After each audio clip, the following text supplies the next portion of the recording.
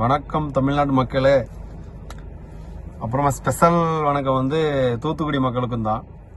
So அவங்களுக்காண்டி அந்த video.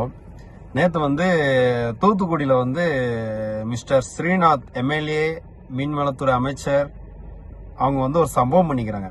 So என்ன சம்பவம்னா, so அவரை நம்பி ஓட்டு போட்ட மக்கள் வந்து எந்தெந்த ஏரியாவில் இருக்கிறாங்க, எந்தெந்த லொக்கேஷனு, எந்தெந்த வில்லேஜ், அந்த மாதிரிலாம் ஃபர்ஸ்ட் அவங்களுக்கு வந்து டீட்டெயில் ஷேர் பண்ணுங்க ப்ளீஸ். மிஸ்டர் விஜய் சார், உங்களுடைய அமைச்சர் வந்து அவங்களுக்கு வந்து ஃபர்ஸ்ட் ட்ரைனிங் கொடுங்க. அதாவது அதாவது அந்த தொகுதியில் என்னென்ன மக்கள் எங்கே இருக்கிறாங்க, எந்த லொக்கேஷன், எந்த ஊர், அதெல்லாம் பற்றி அவங்களுக்கு சொல்லிக் கொடுங்க.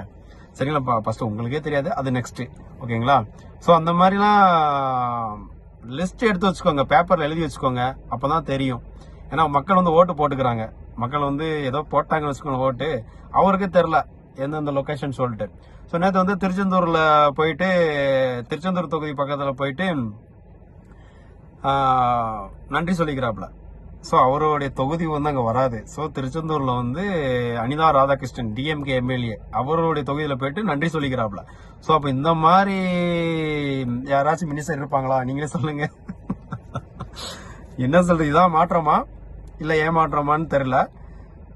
உங்கள் ஸ்டைலில் சொல்லணும்னா நம்பீஸ், நண்பா, குட்டீஸ், இதான் நீங்கள் கேட்ட மாற்றம். சரிங்களா? இப்படி தான் இருக்கிறாங்க நம்ம தமிழ்நாடுடைய மினிஸ்டர்ஸ், எம்எல்ஏஸ் எல்லாம் அப்படி தான் இருக்கிறாங்க. ஸோ பார்த்துக்கோங்க. அவ்வளோதான், என்ன சொல்கிறது.